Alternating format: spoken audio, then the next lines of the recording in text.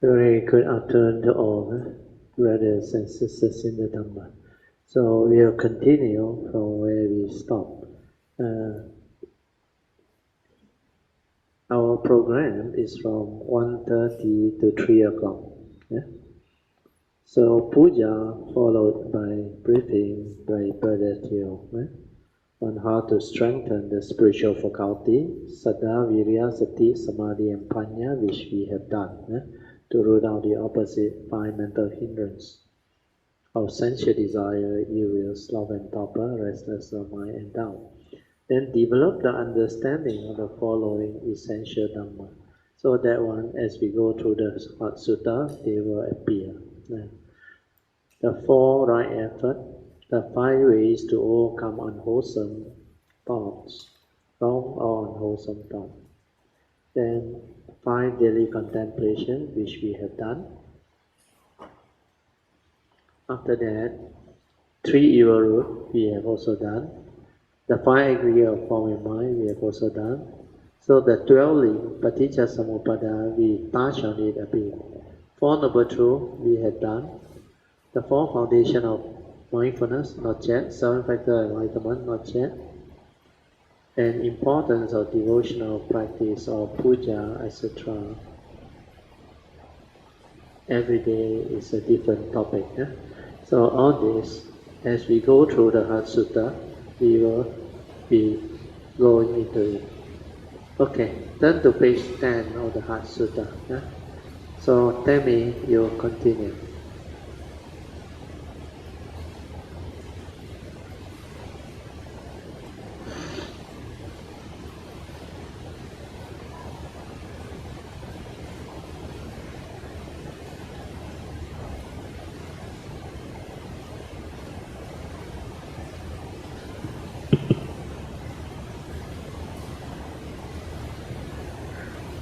Page 10, verse 183. All evil has to be avoided. Cultivate whatever good when there are conditions, and purify the mind. This is the advice of all Buddhas. So this one is based on Dhammapada verse 183, which we have gone through. Sabba papasa akarana, kusalesa upasampada, sacitta yodapana, etang buddhana sasana. So the Buddha, when he advised the monk, he said, Sabbe papasa means all evil is to be avoided. Then kusalesa, wholesomeness, upasampada means you have to develop wholesomeness wherever there is condition to develop them. There's a citta pariyodapana, means you have to purify your mind. Then etang buddhana sasana, this is the advice of all Sammasambuddha. So with that, you must develop the strong intent to follow the advice of the Buddha, to cultivate accordingly. Then what must you cultivate? The next Dhammapada verses 21, 22, 23 on heedfulness, Apamada explain the thing, and I have covered this. So tell me, you can read. Dhammapada verses 21, 22 and 23 on heedfulness, Apamada. Verse 21. Heedfulness is the path to the deathless. Heedlessness is the path to the death. The heedful do not die. The heedless are as if dead. Verse 22. Distinctly understanding these differences, the wise intend on heedfulness and rejoices in the rank of the Aryas or the enlightened ones. Verse 23. The constantly meditative, the ever mindful, and the steadfast one realizes the born-free Nibbana.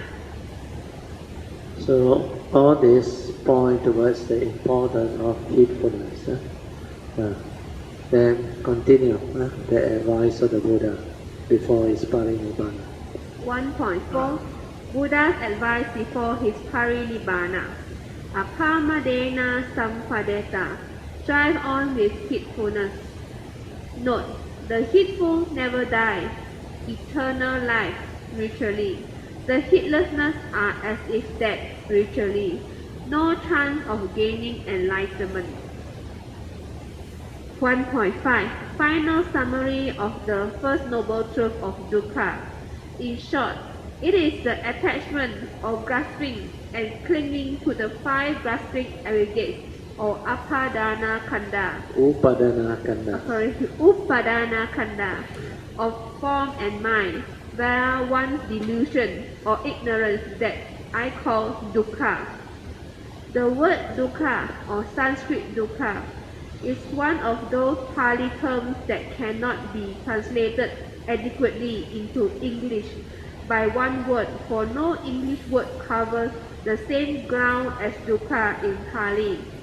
Suffering, ill will, anguish, unsatisfactoriness are some favorite renderings. The word pain, misery, sorrow, conflict, and so forth are also used. The word dukkha, however, includes all that and more than that. Reference page 37 of the Buddha's Ancient Path by Piyadasi Thera.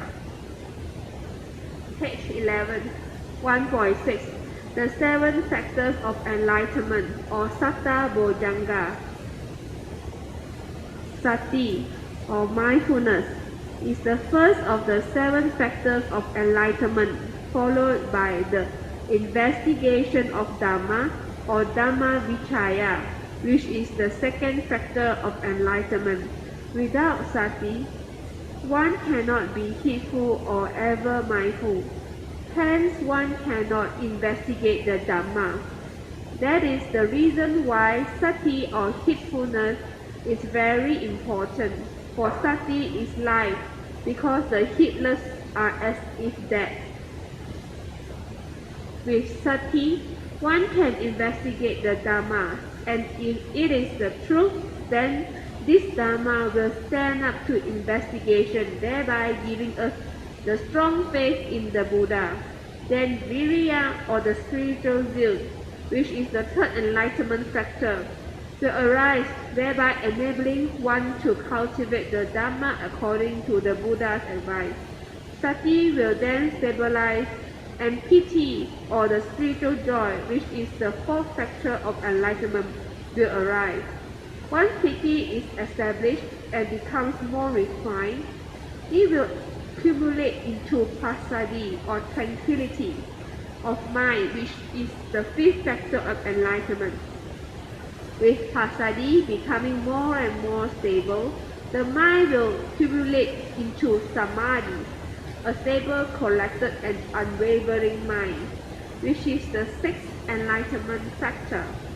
With sati and samadhi in place, wisdom of panya will keep on arising, giving rise to the last or seventh enlightenment factor, which is equanimity or upekkha.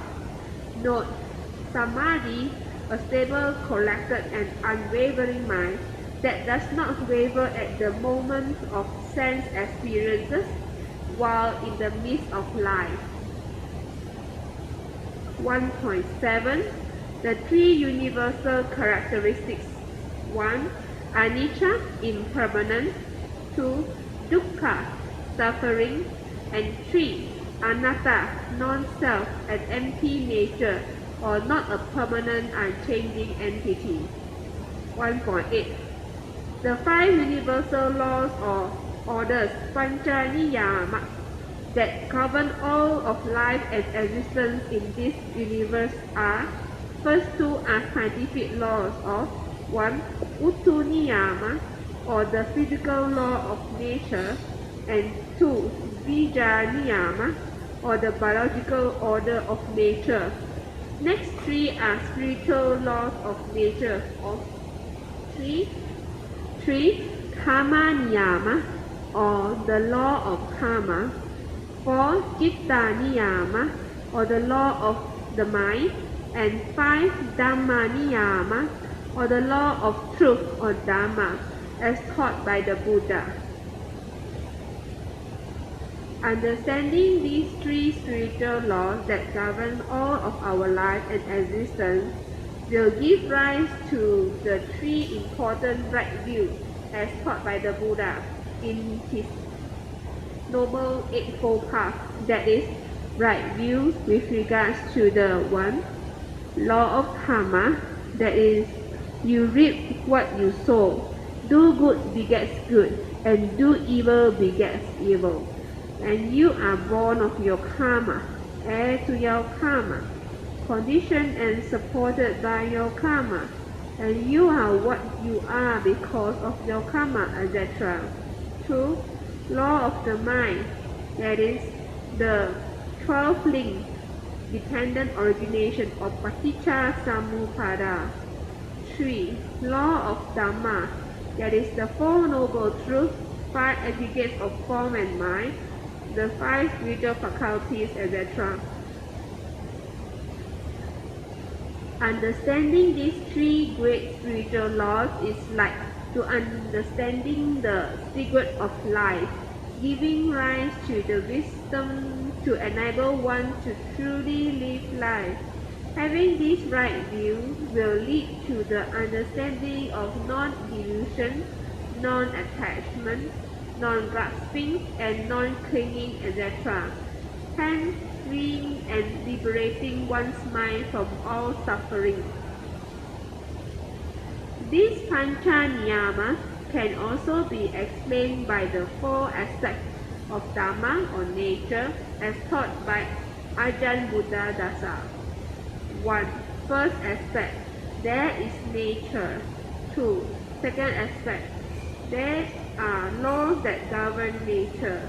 3. Third aspect, there is a right duty that one must perform towards this law that governs nature. 4. Fourth aspect, reaping the fruit of one's hard work after having performed that right duty. Okay, I will explain a bit. You see, the Four Noble Truths, as you all know, are the essence of the Buddha's teaching. But Ajahn Buddha Dasa, she already passed away. She from Suan Mok. When I met him a few times, he was still alive. He was actually a very famous monk in southern Thailand. He has a monastery near Surattani.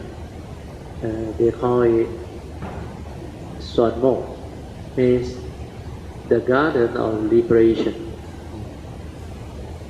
And he is also my teacher, Ajahn Yantra's teacher. That's why when I was there, I managed to listen to some of his talk, which was quite beautiful, interesting. Then after that, I read a few of his books, which was very good. So inside one of the books, he explained the Four Noble Truths in his own way, based on his understanding, which is very good. So like the Buddha, he also understands. First, there is nature.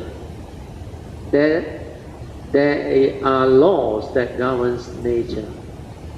Nature means the boundary condition of our universe already set.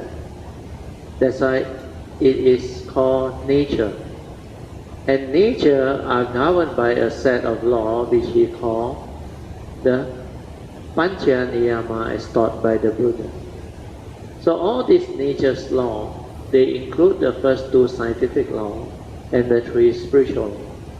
And this covers all the order within nature's law that governs our present universe. Then there is a third aspect that he includes. There is a right duty that one must perform towards this law of nature. This law that governs nature. That right duty is what the Buddha meant by under the chanting, where you chant the salutation to the Sangha. Under the salutation to the Sangha, we chant Supatipanno Bhagavato Sāvaka Sangho. Then Ujupatipanno Bhagavato Sāvaka Sangho. Then you have Nyaya Patipanno Bhagavato Sāvaka Sangho. Then the last one, Samichi Patipanno Bhagavato Sāvaka Sangho. He said, this enlightened disciple of the Buddha, they got 4 great qualities. They have good conduct, upright conduct, wise conduct. Then the 4th one is Samichi Patipanno, dutiful conduct. You must do your duty towards the law of karma. You cannot simply live life. You cannot apply the unconditioned and say, hey no you, hey no me, no one die. Then you can do what you like. No. Like I explained, within the conditioned world, all these things that happen within the conditioned world, they are dependent, originating, condition arising, cause of phenomenon. They follow certain nature's law within the conditioned Dhamma. That's why they follow the law of karma. And this law of karma recognizes the relationship. Although it's hey no you, hey no me. That's why you cannot do things. There is such thing as right duty. Avoid all evil, do good, purify your mind. To avoid all evil, you must take care of mind. You must understand what constitutes evil. Whatever mind state that has the evil roots of greed, hatred, and delusion, they are root of all evil. They will bring forth evil consequences. So when you are mindful, aware, and you understand what constitutes evil, you can never break the precept. That mindfulness protects you, give rise to understanding to protect you. So all this is what Ajahn Buddha also came to understand. That's why there is a third aspect, the right duty towards this nature's law of karma that governs life and existence. Then the 4th aspect is, like the Buddha's teaching, Pativeda. When you develop the understanding of the teaching, when you have cultivated it and awakened to it, then you will reap the fruit of your hard work. So there are 3 phases of Dhamma when you cultivate. The first phase, which is on the logo or breakthrough temple, is Patriach, the learning of his teaching. You can learn it through hearing his teaching, or read about it nowadays, or listen to the recording or whatever. Then after that, you have to put it into practice. When you put it into practice, you develop further wisdom, understanding, then you awaken. So, Patriach, phase 1. Then when you practice until enlightenment, awakening, that is phase 2. In fact, putting into practice is phase 2. The final outcome when you become enlightened is phase 3. Once you become enlightened, you have the embodiment of the teaching of the Buddha. You are no longer a Puthujjana. You are an Arya. You have the wisdom to liberate your mind, to understand life and to live life to the fullest, to live life as an enlightened being. That's why here Ajahn Buddha mentioned the same. The 4th aspect is reaping the fruit of one's hard work after having performed that right duty and cultivation. Okay? So it's the same. Then the 3 evil roots of greed, hatred, and delusion. This one you must understand. You don't only like those normal Dharma practitioner or Buddhists who only know the theory. When you ask them, what are the three evil roots? They don't even know what that thing is, but they can give you the answer. They will render to you greed, hatred, and delusion. You ask further, they're not sure. What you need to understand is what is greed. Here, the Pali word is lobha. Lobha doesn't mean greedy alone.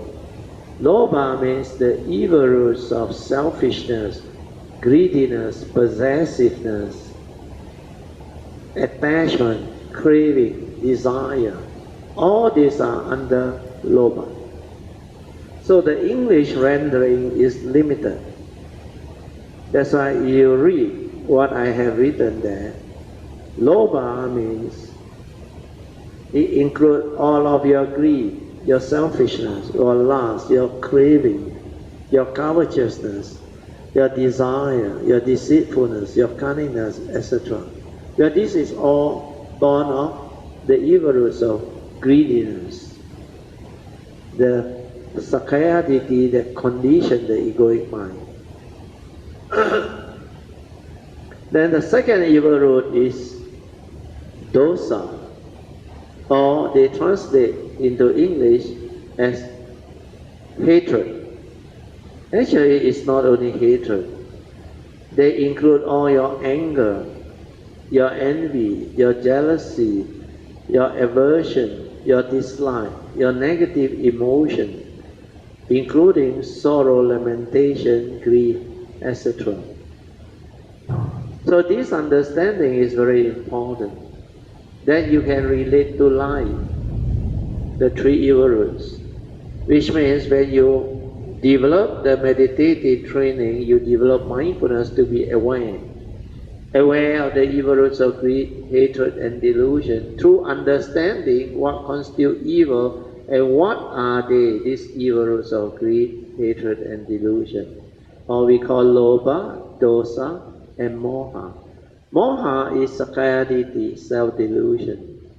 So this one includes self-delusion, sakayaditi, that condition the egoic mind to give rise to all the three evil roots of lobha, dosa, and moha, leading to all the egoic personality or selfishness, craving, fear, worry, anxiety, etc. So this is more or less a more complete understanding of the three evil roots. Why do they term it evil roots? Well, they are the root of all evil. When you have any of this mind state, you become evil. It leads to karmic downfall. It leads to suffering, delusion. So this is very important. I read to you the last paragraph. They are the root of all evil. If you have them in your mind or consciousness, then it will condition and cause you to become a very evil person. That is the root of all evil. So it is very important to develop the training of the mind via meditation to be always mindful, heedful, so that we can be aware of our mental intention all the time. And if there is any evil roots, the three evil roots, then we should arise the appropriate right effort to either abandon it or prevent it from arising. Otherwise, it will condition us into negativity, leading to all the suffering.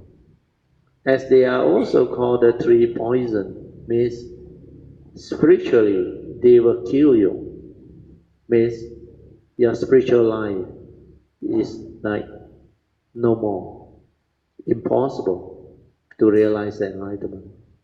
If we allow them to stay in your mind, means you are like the Buddha said, heedlessness is the path to the dead.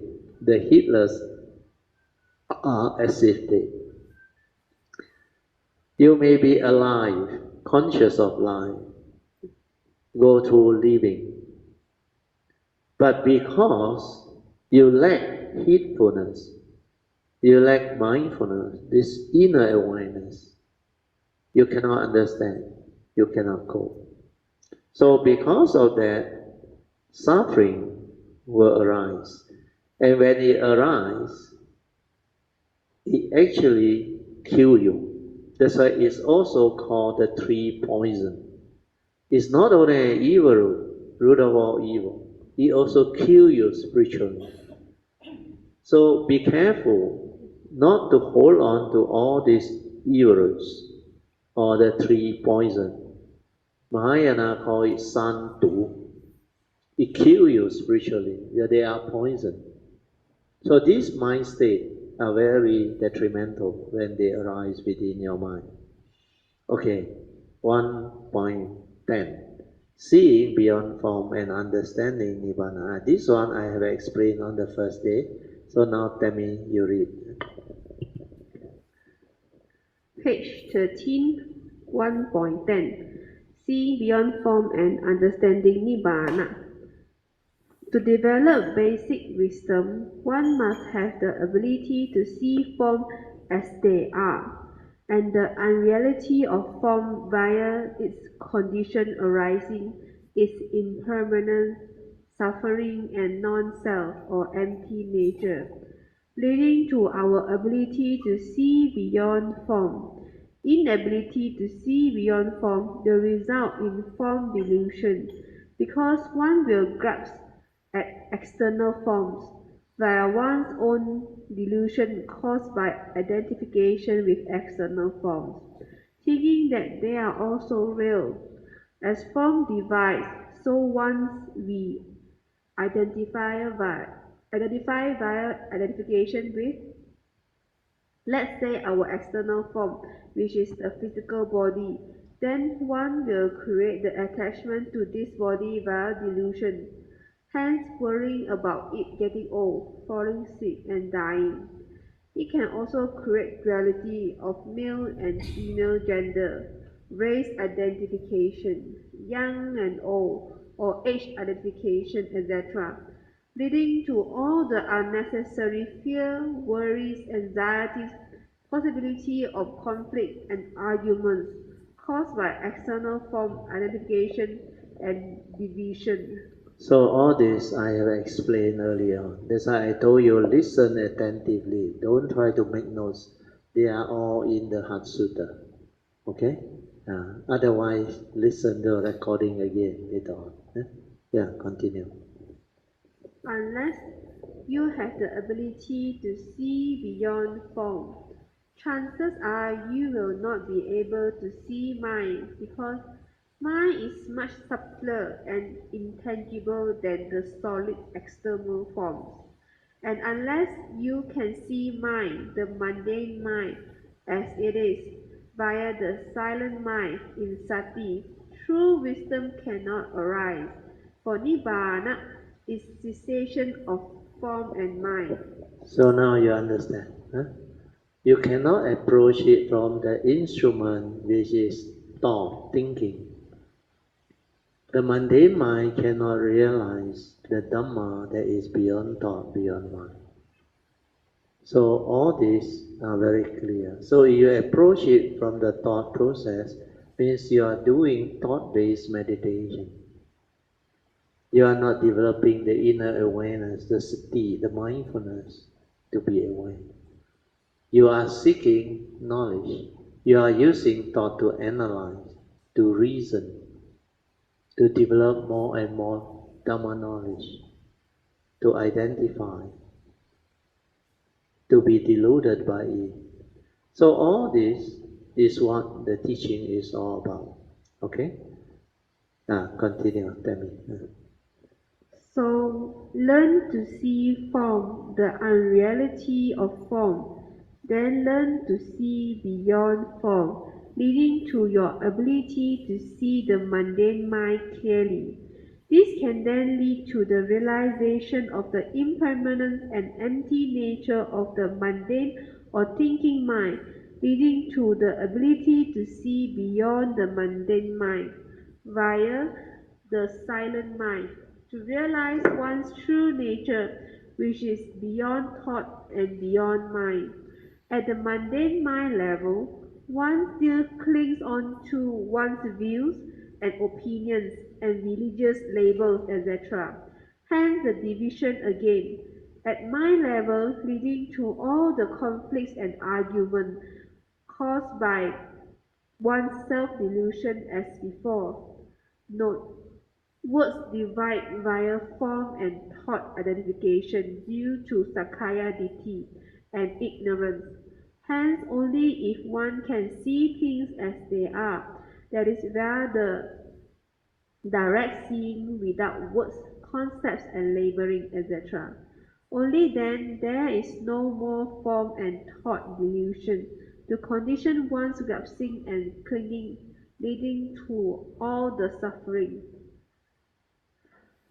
That is, if you cannot see form and the unreality of form, then you will not be able to see beyond form, and everything you come to perceive via your mundane mind, which is consciousness only, will be like so real and so meaningful to you.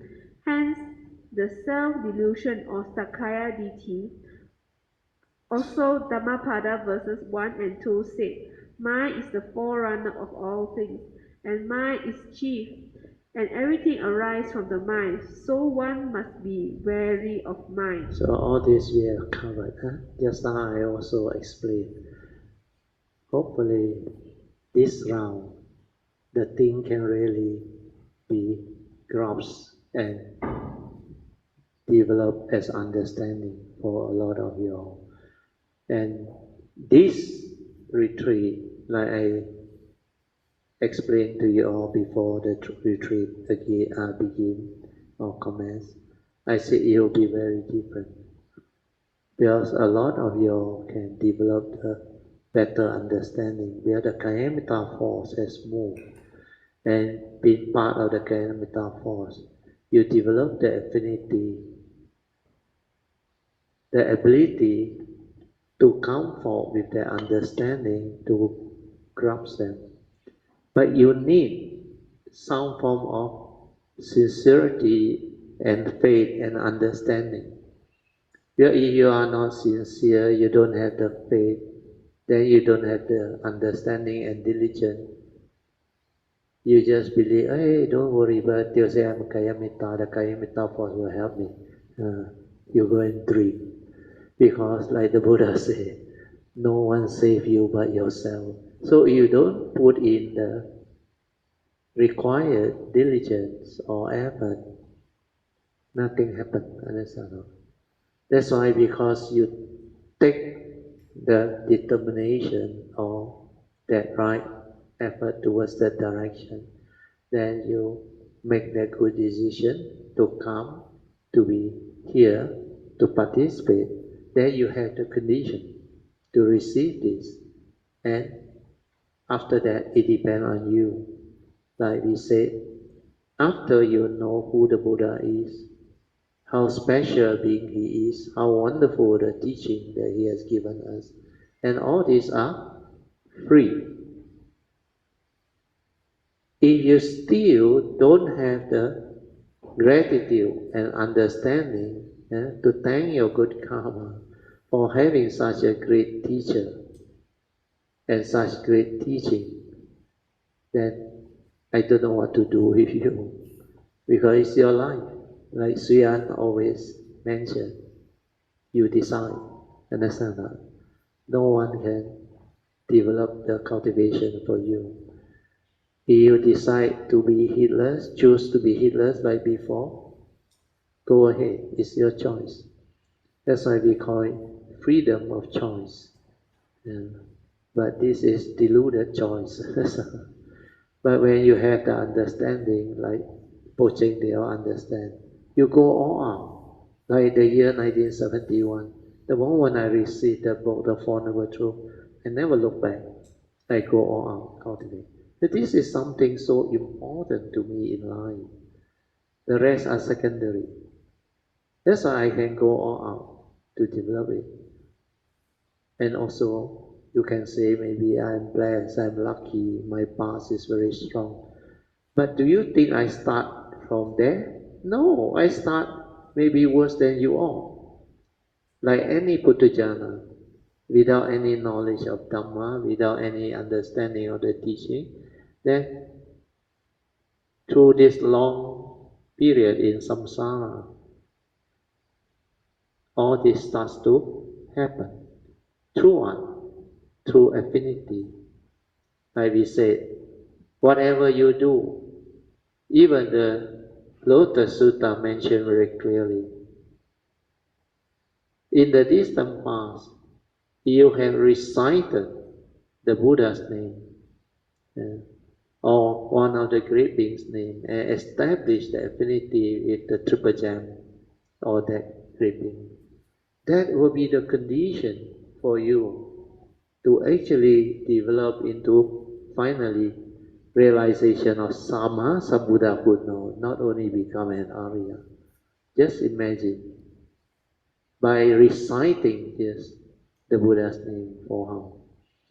When you come to this retreat, now is the sasana, every moment, every instant, every day of the retreat, you recite, you chant, you pay respect, salutation, then all the great beings, you recite. So with such condition, to me, you are more or less assured that in the future you will succeed. But please, it may take very, very long because you didn't work towards it. So everybody, finally, maybe, if you have that affinity, determination, you can become Sama Sambuddha, but not necessary. Eh? The time you take can be very different. Sometimes it could be too long. Too long. You know the Hokkien word is what? Tan. Tan is weight, isn't it? Huh? How many of you don't know Hokkien? So if there's happened to be a company, Tan and Tan. You wait and wait and wait and wait. Wait until when? Nobody knows. Until the cow come home. You think the cow know how to come home? So you can wait. Then they call you Mr. Tan. Then you end up setting up Tan and Tan. So, although it's a joke, but it's to let you understand where condition is there. Do they say in Mandarin, what? 把握时期 make full use of the causes and conditions when they arise. Where if you miss this window, like I said, chances are it's going to take you a very, very long period before you encounter another window like this, the sasana, with the teaching. And not only that, you are born as a human being, understand? Come into contact with the real teaching, with the sasana around, with all the causes and conditions for you to do all the wholesomeness, and make sure you got it right. You miss this one, I tell you, just because this segmented life, like last time they say in Mandarin, Tan Wan, you like to roam around and play around. But this is the window, no? And you think by being heedlessly roaming around and you miss this window, nobody can help you. And for those who understand, they will look at you. How come got such foolish people around? So foolish. Like everything is in front of you already, waiting for you. Just to sincerely extend your hand to receive it. But you're very arrogant. Forget about it. You go and play, wander around. Because you want to enjoy life. No time for Dhamma. So when you do that, it is also partly your past karmic obstruction and delusion that condition you to do that. So although a lot of things is like more or less causes and conditions from the past, but you have such causes and conditions from the past to let you have all these now, like I shared just now. The only thing you need is to extend your hand out now, then all this will be yours now. Extending your hand out also lazy, understand? You say you got no time. Wait lah, wait till I retire. Then when you already 60, supposed to retire, cannot lah. I still need to work lah. My children need me. My children need a lot of things. You say you cannot retire even at the age of 60. Thank you. So you remember. So when you reach the age to retire, you somehow procrastinate. Means what? You say, cannot lah. Maybe I okay lah. My children need my support. Then after that, you worry about your grandchildren. So, what is this? Security, attachment, clinging, grasping. Yet to you, this is more important than what? Than Dhamma. So when you put emphasis on all those worldly things, you end up 来也空，去也空. You don't understand. No? You think all this you do is tangible. No? He know you, he know me. Do you know some of your children may be here to claim back from you the karmic debt? That's why you work like a horse to support them. And you somehow say, no, I cannot, my son, no, I need to support them. Then your grandchildren, they say, last time you cheat on them, deceive them, now you have to pay back. Pay back in what manner? Willingly as the father and the grandfather. Understand? So karma is like that. Don't play a fool with karma. You reap what you sow. Do good begins good, do evil begins evil. So whatever goes around, comes around. So be mindful, be aware, and tell yourself, your life, what is more important, and determine. Once you miss this window, sorry to say that, to find the next window with similar condition is very, very difficult. It may take very, very long. So hopefully, this is, I don't know how many times I repeated this I call this the golden era, the golden window for you to develop the understanding and ensure your future coming, no more problem. So you miss this window, don't say you are not reminded. Okay? We continue. Okay. Page 14, yes. Part 2, Heart Sutra, Lesson 2, 2.1, Definitions. Thus have I heard, imply suchness or thusness of things, or tathata. The Buddha is also called the Tathagata, meaning he is the Tathagata who is an expert in tathata or suchness. The Buddha understands truth as it is because truth is the isness of things or suchness via accepting what is. So do you understand this? What is the reality. That's why the Buddha always says, see things as they are. Whatever that arises, there are causes and conditions behind. But this is suchness. This is the reality. Can't be otherwise. Causes and conditions already set. Things has already arisen. So at this moment, if you cannot accept this reality to be at peace, suffering will arise. That's why don't fight suchness, reality. So when it talk about truth is, means not your truth, not my truth, but nature's truth. That's the Dhamma that the Buddha teach. So truth does not like property, cannot be owned by anybody. Understand? There is nature's law. So truth is means no one can own truth or monopolize truth. That's why all the religion claim to be what? Mind is the only. All religion claim what? My religion is the only. Truth. Everyone also talk about that, but all the religion different, God also different.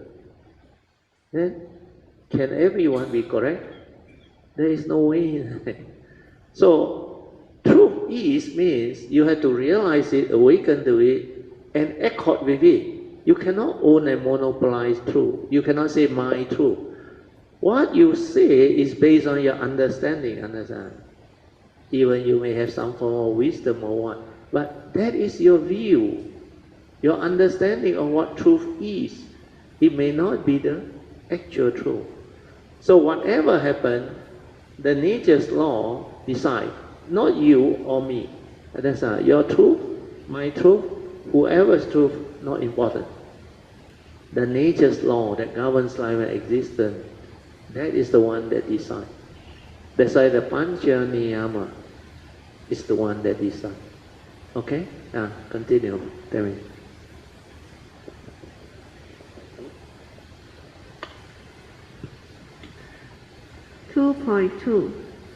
Important quotations from 6 Patriach Huineng Platform Sutra. Number 1. Introduction.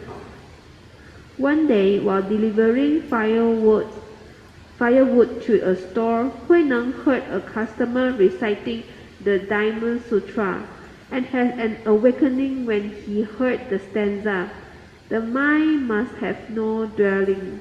He immediately inquires about the sutra and decides to seek out the 5th Patriach, Hongren, at his monastery on Huangmei Mountain.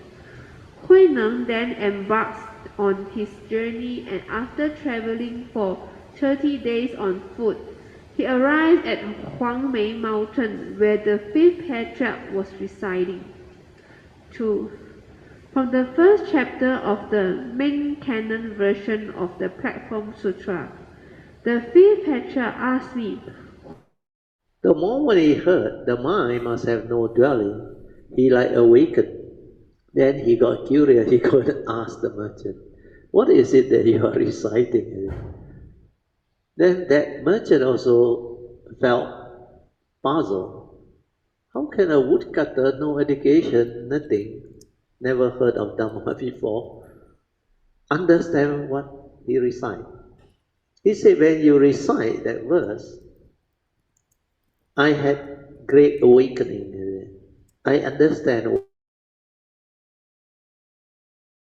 The merchant told him, since you have affinity, you have such parami from the past, you must go and meet the 5th Patriach. He said, yeah, I want to, but I can't. My mother, I need to take care. The merchant volunteered on his behalf to take care of the mother. That's why he went. And how long he took? He walked for how long? Do you have that patience or not? Look at how people seek Dhamma. When they hear the truth, they go all out, no turning back. And when he was there, he was asked to pound rice for 8 months before he really became famous.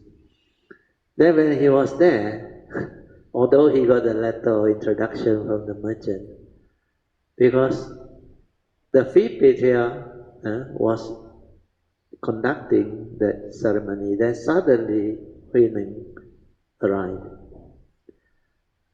That's why when they brought his attention to the 5th Patriach, the 5th Patriach asked him, he said, so I read to you again, you listen. He said, who are you? And what do you seek? How you answer?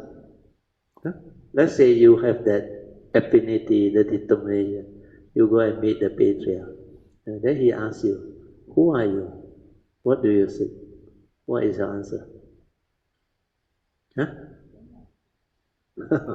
Yeah, lah, same lah, sadhu. You can say the same thing as you have that root. But you, I decay, I bend limb. From Allah star, and I seek enlightenment. You habis that one. You know what he told the fifth patriarch or not? He very frankly said, he before even the fifth patriarch accept him, he said, your disciple. He said, he already know, I want to be your disciple. It's a commoner in Xingzhou, means southerner, illiterate one, of Lingnan. But he said, I have traveled far to pay homage. He didn't mention 30 days. Then he said, to seek Samasa Buddhahood, nothing else except Buddhahood. So once he said that, actually the fifth patriarch knew if he accept him and welcome him, the rest will be jealous. Understand? Yeah, he is from southern. Barbarian, supposed to be barbarian, no education. So he purposely asked Huining back. He said, you come from Lingnan, a southerner, and a barbarian. He used that word now, so harsh. Then he said, how can you expect to be a Buddha? The way Huining answered, the fifth patriarch knew, this guy, he is gifted, destined to be. That's why he replied. He said, although living beings or human beings exist as northerner and southerner, means this one based on what? Perceiving the form, understand? Got north and south. All these are form Dhamma. How can you suspect? That one is a question. Then he said,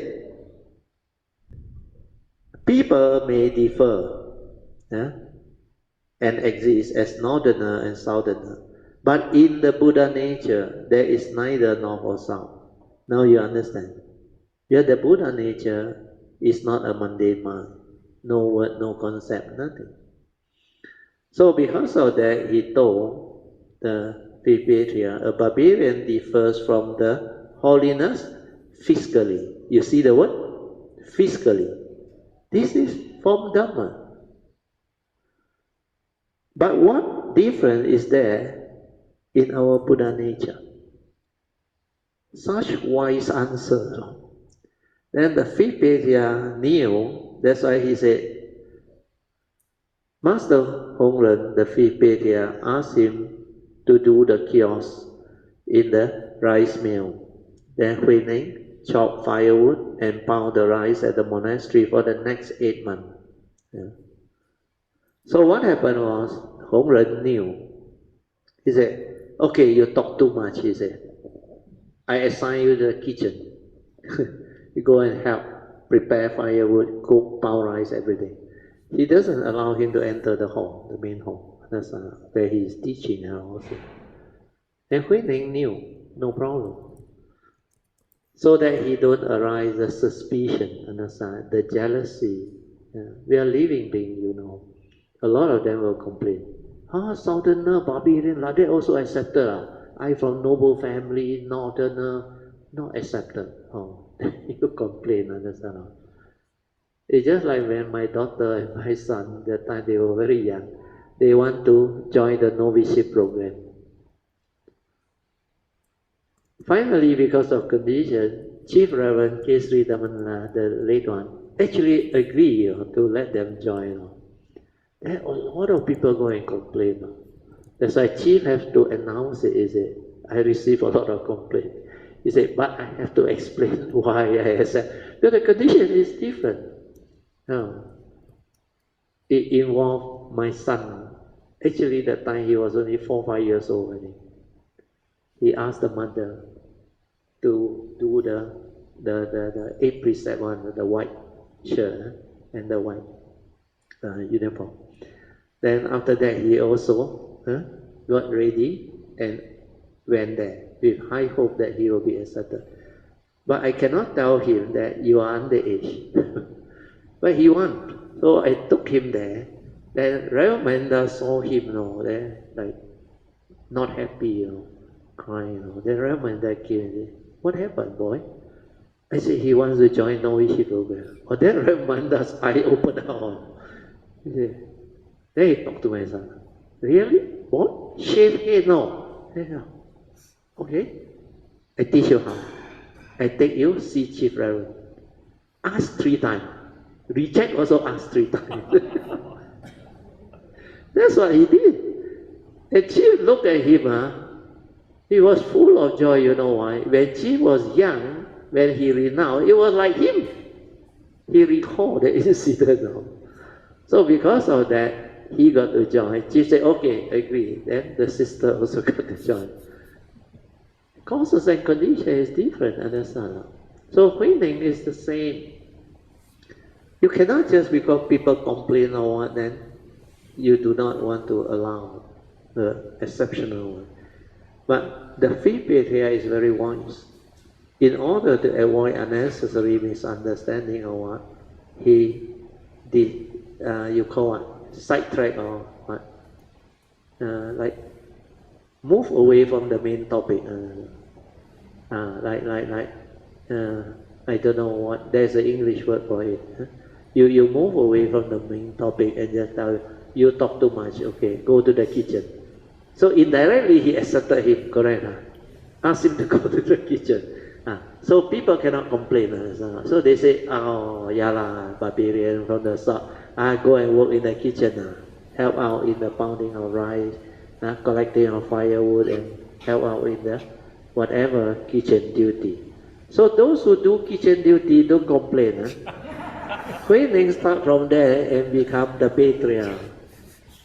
You don't go and think, "Ayo, I come for retreat, you send me to do." Luckily this year no toilet for you to wash. Previous year toilet, you have to wash. See? A lot of merits, they say. I was told by Pamasuri, the one that volunteered, she said because of coming, she need to do the duty for us. That's a lot of parami. And they insist that they want to do for us. This is the first year. That's why people who understand, they're willing to do. So here, what happened is, because of that, the causes and conditions fall into place. That's why this is the true story of 6 Patriarchs. Now read on. The next part is very beautiful.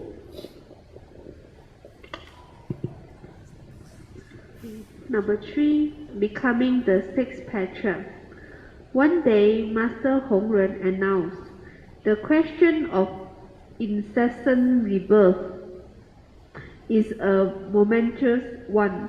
Day after day, instead of trying to free yourself from this bitter sea of life and death, you seem to go after tainted merits only. That is, merits which will cause rebirth." Okay, I explain a bit. I already explained to you tinted merit. Tinted merit is before you are enlightened.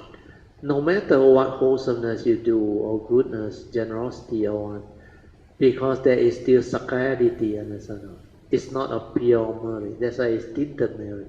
And tinted merit can give you a lot of wholesomeness, a lot of merit. You reap what you sow. You inherit a lot of wealth and all those things. But it cannot free your mind, understand? That's why the 5th Patriarch said the insistent rebirth, birth and death, is a momentous one. Day after day, instead of trying to liberate yourself from the bitter sea. Direct translation from Mandarin, 苦海, 了生死, escape from the bitter sea, 苦海. So the bitter sea of life and death. You seems to be going after what? Tinted merits only. You look at the temple area. Do you agree or not? A lot of them like to do dana. You realize or not? Like to do merit, understand or not? Why you tell them where got monk do dana all the way? They are very, very excited. But when you understand, these are tinted merit. Although tinted merit is better than heedlessly causing evil, understand? But it cannot free you. Life after life, you have to come. And the noble truth, reality, will still confront you. And when you are confronted without the Dhamma understanding, you will suffer. That's why this one is very important. So, the fifth Patriach say, yet merits will be of no help. Read together. If your essence of mind is obscured by what? Defilement is correct. Your mundane mind's heedlessness, understand? Your mundane mind that continue to stir. All these other sankhara activity that you manifest, you create. That's why it cannot shine forth. Like I said, when you are lost in thought, preoccupied with your thought process, with all the feeling, perception, sankhara, mind state, consciousness, all this cloud you, understand? Like the sun's ray cannot shine forth because clouded by your mundane, heedless thinking. That's why you need to train yourself to develop the inner awareness, to cease the thinking. When the thinking ceases, that which cloud also gone. Then the ray, sun's ray, will penetrate the cloud that obscures. So likewise, your Buddha nature, your true nature, your awareness nature is ever shining like the sun's ray. It's waiting for you to clear the cloud that obscures. Means your thinking, understand? Your, like all the defilements that can be mentioned. Means these are not the real understanding, not wisdom. If it's wisdom, there is no thought, it's just awareness, the direct seeing, nothing to cloud you. That's why I told you all in 1989, later on, after I connect, not long, within 9 months, my mundane mind collapsed. After it collapsed, I no need to meditate anymore. I don't need to do anything else. Because that nature shine forth. The first time in my life, no? How come like that? Nothing has changed, no? The world is still the world. But how come now I can see everything so clearly? That's why I came out with the understanding. Truth is everywhere in the midst of life and nature. For those who see, they always see. At any time. Any one time. They always see. Because truth is everywhere in the midst of life and nature. The characteristic of nature is everywhere within the conditioned world. That's why when that thing shines forth, everything is Dhamma. Everything you see, you perceive through your senses. Seeing is in sati, hearing is in sati, smell, taste, tactile and thought, all in sati. Your movement, activity, everything is in sati. How can you not see when your mind has transformed until like that? So fifth Patriach actually prompted them to come out with a stanza with all this beautiful understanding. That's why he said, yet merits will be of no use if your essence of mind is obscure. Go and seek what? Huh? What is written there? Patriach, wisdom. From where? In your own mind, means your true mind, the direct seeing. Then write me a stanza or gatha about it. He who understands what the essence of mind is, means your true mind, your awareness nature, will be given the robe, the insignia of the patriarchate, and the Dhamma, the ultimate teaching of the Zen school. And I shall make him the sixth patriarch. Go away quickly, delay not. See? Delay not in writing the stanza, as deliberation is quite unnecessary. discuss here and there, say, oh, we all better don't do because Sen Xiu is our chief disciple, most senior, we leave it to him and all say. But the fifth patriarch actually warned them, deliberation is quite unnecessary and of no use. The man who realizes the essence of mind can speak of it at once. This is what will happen. No need to prepare anything. No need to remember anything. The moment you realize that, awaken to that, you can just off the cuff share and speak. And this is what happened. As soon as he is spoken to about it, that's why the Dhamma, the understanding and the realization is wisdom, not knowledge. No need to remember one. And he cannot lose sight of it. See the word? These are not written by me. This one is from the internet. I looked for almost 20 versions, and I found this version. I was full of joy. So precise. Even when we engage in battle, you see? Even when you are fighting a war, you can never lose sight of that Dhamma understanding. So all this is spoken by the Patriach who has the understanding, the enlightenment. So this should give you faith. That's why I like this 6 Patriarch platform Sutra. It's because of that. Then next page. This one I think very beautiful. Maybe I will go through it and finish it off. Oh, another 15 minutes only. Okay. However, the disciples said to each other that they didn't need to write any kata, and that surely their teacher and head monk, Venerable Sen Xiu, would become the 6th patriarch. So when Sen Xiu wrote a gata for Master Hong Ren, so only Sen Xiu wrote a gata for the 5th patriarch, but as the head monk, Sen Xiu was well respected and under pressure to produce a gata that would qualify him as the 6th patriarch. However, he was uncertain as to his own understanding, and eventually decided to write a poem anonymously on the wall in the middle of the night, only to announce his authorship after Hong Ren approved of it. So this famous poem is what Sen Xiu wrote. And later on, you see how Hui Ning, who is an illiterate, tear his poem apart because of the wisdom and the understanding. So Sen Xiu say, Sen Ru Puti Su means the body is like a bohi tree.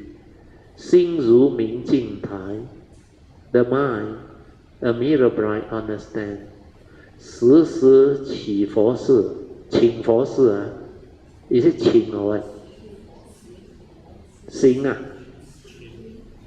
寻啊，寻佛事啊。Polish until it shines, so that no dust can alight. 无事惹尘埃。So a lot of the disciples thought, oh, this is beautiful. At the Theravada level, this is beautiful. This is very meaningful.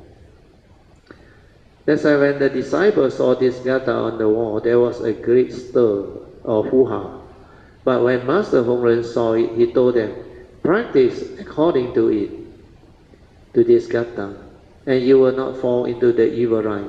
Means what? You can become an Arya. That's not the sainthood way. That's not. At least Sotapannashi wouldn't fall into the evil line. And you will receive great benefit.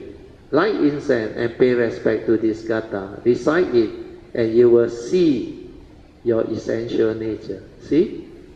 He predicts if you cultivate this Sen Xiu one, which is Theravada type of understanding, finally when you break free from this, you will also see your true mind, the essence of mind.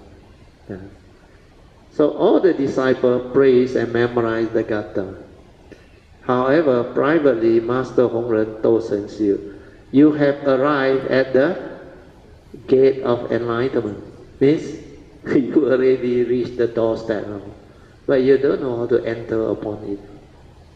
So he said, but you haven't entered it. With this level of understanding, you still have no idea what that supreme Bodhi mind, the essence of mind is. Upon hearing my word, you should immediately recognize the true mind, the original mind, the essential nature, which is the fifth Patriach gave him so much hint, no, and yet he cannot get it. No. That's why Theravada tradition, that level is different. So he hinted to him, no. He said, you should recognize the original mind, the essential nature, which is unborn, unceasing. At all times, see it clearly in every thought. This one is what Ben Lim's grandson wrote on your whiteboard. 了了见性. His grandson sent him a message before he come for the retreat. 了了见性 means at all time, you know, that's why 了了见性, you know, see it clearly in every thought. Understand? With the mind free from all hindrance, means without mental hindrance, the spiritual faculties are there. In the one reality, everything is real. And all phenomena are just as they are. Understand? This is so beautiful, so profound, that Master Hongren asked Sun Xiu to compose another gatha that demonstrates his true understanding. Sun Xiu try and try and try, but cannot come out with another verse. So what happened? When a novice monk, young novice monk, passed by the rice milling area, when he recited Sun Xiu's gatha, Hui Neng immediately knew that this verse lacked true penetrative insight. He went onto the wall and asked a district officer there to write a poem of his own. Then the district officer was surprised. He said, how extraordinary. You are illiterate and you want to compose a gatha. Then Hui Neng mentioned this to the district officer. Whereupon Hui Neng said, if you seek supreme enlightenment, do not slight anyone. The lowest class may have great insight and wisdom, and the highest class may commit foolish act. In veneration, the district officer wrote Hui Neng's gatha on the wall for him, next to Sun Xiu, which read as follows. You know what Hui Neng is trying to tell him? Don't look at the external form, the outward appearance. Just like what I shared yesterday. I said, you look at me based on the external form, then you say what? Brother Teo, lay person, yeah? You may not know me. No title, nothing. Not even a monk or whatever. Then you say, no way. We are the monk, full-time. Ordained, commit, full-time, also cannot get it or find it so difficult. How can a lay person busy with the daily life, the mundane thing and all those things, can achieve such understanding? So if you look at it like that, then you miss the whole thing. What you should have listened is to the Dhamma that he shared, the understanding that he has. If you don't have karmic obstruction, the moment you listen, you will be impressed. You will become different. You will be attracted, drawn. That's why all this is nature's phenomenon. My nature don't do anything. Those who have affinity, they come. Like Ben Lim, he doesn't know me. TK in Singapore also doesn't know me. Read the website, the video. Then contacted, and they came. So all this is the meaning of what can happen. So here, because of what Hui Neng told the district officer was full of joy. He quickly write. And this one I read to you, it will tear the poem of Sun Xiu completely tear apart. He said, 菩提本无树,明镜亦非台，本来无一物，何处惹尘埃? The translated English meaning is, he said, Bodhi is fundamentally without a tree, any tree. Because Bodhi is what? Enlightenment, understand? How can enlightenment be a tree? Sensuous understanding is the Buddha got enlightened underneath the Bodhi tree. That's why he said, he know the Theravada teaching very well. He said, our body is like the Bodhi tree, where it can help you to realize enlightenment. Why? Because the Buddha did mention in the teaching, within this phantom land body, along with perception, thought and mindfulness, I proclaim the world, the cause of the arising of the world, the cessation of the world, and the path that leads to the cessation of the world. Means what? He proclaimed the Four Noble Truths, understand now? That's why he became enlightened. So since you knew, you had to work on this physical body. So what is the one that can bring forth enlightenment under the Theravada teaching? The four foundation of mindfulness, isn't it? Within your phantom land body, physical body, do you have the four foundation? You have or not? Definitely you have it. The first foundation is what? Kaya Anupassana. Physical body, mindfulness of Kaya. Then, second foundation, Vedana Anupassana. You got feeling in your form and mind or not? You definitely have, isn't it? Then the third foundation is Chitta Anupassana. You have the mundane mind or not? You can be mindful of it. Then the last one is what? Dhamma Anupassana. Where this body is nature. It reveals the nature's law, or the truth inside. That's why all the Dhamma that you can come across and realize is all within this phantom land body, the form and mind. That's why Sensiu mistaken and get entangled here. There he was doing the sainthood way. But Huining tear it apart. He said, Bodhi is not a tree. Your comparison is wrong. Your wisdom is not a physical object.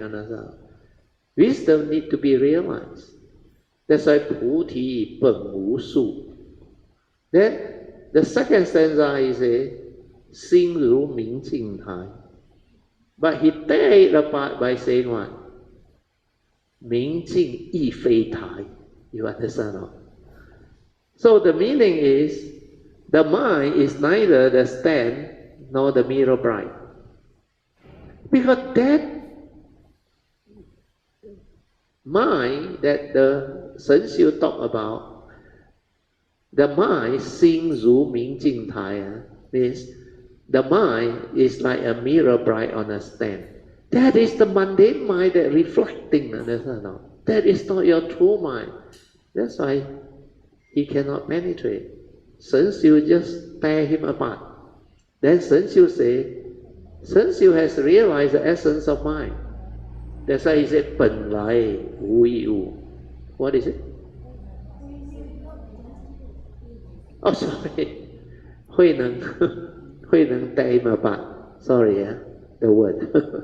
慧能 tear him apart. He said, 菩提本无树，明镜亦非台。本来无一物 means that true nature, the essence of mind, originally empty, nothing inside there. Then where can the dust alight? Thus, the dust is duality created by the mundane mind. So because of that, Sensiu couldn't get the patriarchship. And the fifth patriarch decided to pass on the patriarchship to the sixth patriarch. That's how it happened. We will read on. I try to finish. Oh, not enough time. Never mind. Huineng then went back to rice pounding. However, the Gatha created a bigger hoo-ha. Everyone was saying, "Oh, amazing! You cannot judge a person by his look. Maybe he will become a living bodhisattva soon." However, when the master Hongren came out, he just casually said, this one also hasn't really seen the essential nature either, and proceeded to wipe the gata off with his shoe. Yeah? He doesn't want to create unnecessary trouble for Huineng. Seeing that Huineng was working with his stone pestle, he said to him, a seeker of the path risks his life for Dhamma. Should he not do so? That's why the fifth Patriach then asked. Biao Huineng said, yes, worth it. Then he asked, is the rice ready? Wow, Huineng, very wise. He said, long ready, only waiting to be sieved. You understand? Means you have to sieve away the husk and all those things, then it becomes beautiful rice. Then the fifth Patriach knocked on the mortar thrice with his stick and left. Knowing what the fifth Patriach meant, in the middle of the third watch, sunken, Huineng went to the fifth Patriarch's room. The night, Hongren received Huineng in his abode and expounded the Diamond Sutra to him.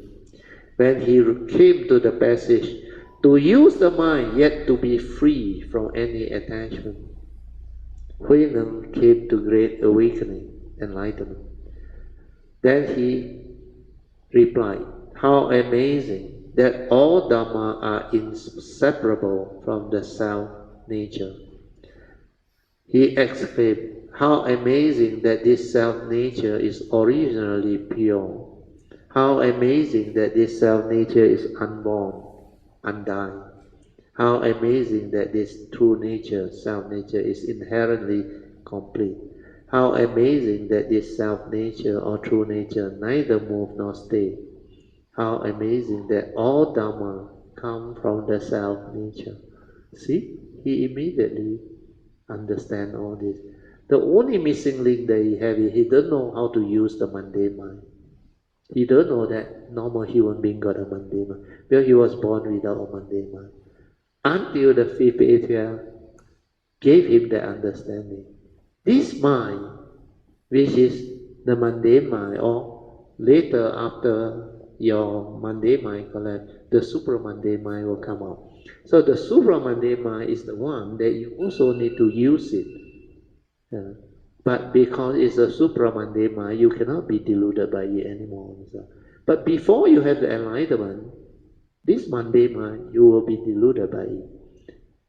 So what the fifth Patriarch pointed out to Huineng is what he needs to understand. That's why, full of joy, immediately awakened. No need to practice, no need to wait so long. Master Hongren told Huineng, if one recognizes the original mind, the original nature, he is called a great man, teacher of gods and men, and the Buddha. See, the awareness nature. You can realize it, you can become a great man. Understand? But there are many layers of understanding of that nature. That nature actually unending one. A lot of things to dig into one. Understand? To develop the cultivation. Otherwise, everybody become Buddha already. Understand?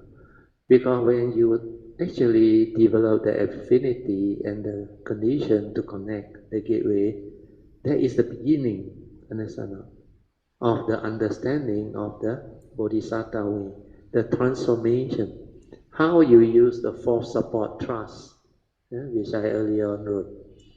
That one, no mind involved, the nature evolve and move, then it will transform. Whatever yin-yang energy external, when it melts inside there, it becomes pure energy, then it will do the work inside. Then it will transform you. That's how that nature become more and more like transform. Until now, 30 over years, still not finished, unending. That's why there is a lot of things. But when you can have that ability to understand all this, my nature really rejoices, and so do you. So those who go the Bodhisattva way, you can have all this understanding, provided you work towards it. Okay? So let me finish out this on the final paragraph. Although this story was clearly stated as it can be, it should also be noted that Huineng was not permitted to make himself known as a sixth patriarch until later. This was due to the fear that his fellow monk might be angered and harm him, that he had been made the sixth patriarch and not Sun Xiu, or one of the other monks who had seniority over him. Actually, the story didn't end here. They were after Sun Xiu, hunting him down. After Huineng. Hunt after Huineng. Sorry, I always mix up the two. So, based on all this, you know why Huineng need to lay low, wait for causes and conditions, as advised by the fifth patriarch. He said, wait for your timing. So he was with the hunter for 15 years. So, yeah. And I understand why. Because for me, when I was ready in 1989, I got no conditionality. Nobody understands ahead of time. So I waited how long? Until Yun Chan came, 2004. I waited 15 years. It's like that. So all this, hopefully you have the understanding. It gives you faith, then diligently with faith, cultivate, develop this understanding. It can be done. Like I used to say, not only I can do it now, a few Kayamita already can do it. Why you still doubt? Understand? So this is the message that I supposed to deliver. Okay? So we end. Sadhu, sadhu, sadhu.